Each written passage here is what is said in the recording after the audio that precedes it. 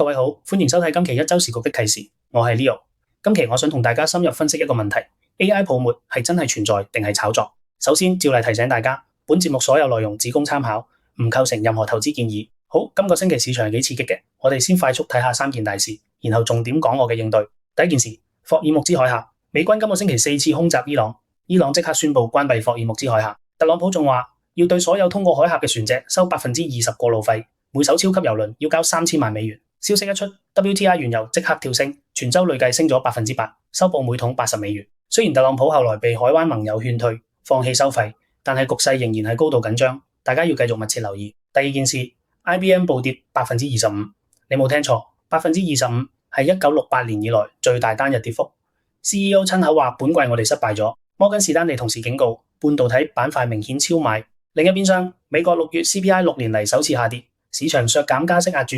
標普500同債券雙雙上漲，算係抵消咗部分負面情緒。第三件事，大中華區，希鑫喺香港上市，計劃獲中國證監會批准，英國亦放寬中企赴倫敦上市嘅審計標準。但係中國6月社融同新增貸款低於預期，花旗仲下調中國全年增速至 4.6%。更值得注意嘅係，中國宣布對氦氣實施臨時禁止出口。氦氣係製造晶片、醫療磁共振嘅關鍵原料。呢個動作對全球高科技供應鏈嘅影響值得持續觀察。好，講完三件大事，依家入正題，我嘅應對。今期我想認真同大家講 AI 泡沫呢個問題。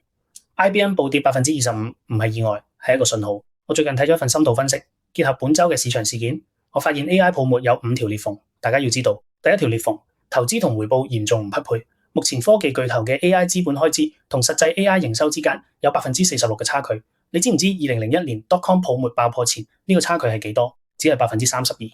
Alphabet、亞馬遜、Meta、微軟、甲骨文5大公司過去5年合計新增債務3500億美元，債務規模翻咗1倍，但換到幾多真實嘅 AI 盈利呢？第二條裂縫，商業模式有根本問題。傳統軟件公司好掂嘅地方係零邊際成本，多買一份授權幾乎唔使額外成本，但 AI 完全相反，用得越多，電費同硬件消耗越大，虧損越大，呢個係越賣越蝕嘅生意。第三條裂縫，需求可能係假嘅。NVIDIA 有個循環融資策略，佢投資雲計算新創公司，再由呢啲公司買翻 NVIDIA 嘅晶片，呢個循環可能人為製造咗需求虛高嘅假象。第四條裂縫，開源模型正在顛覆定價 ，DeepSeek 以10%嘅成本達到90%嘅效能 ，AI token 價格已經暴跌90%。對於需要回收數十億美元數據中心投資嘅公司嚟講，呢個係災難性嘅。第五條裂縫，市場表面平靜，暗藏危機 ，IBM 暴跌25%。摩根士丹利警告半導體超買，呢啲都係值得警惕嘅信號，類似2008年金融危機前嘅表面平靜。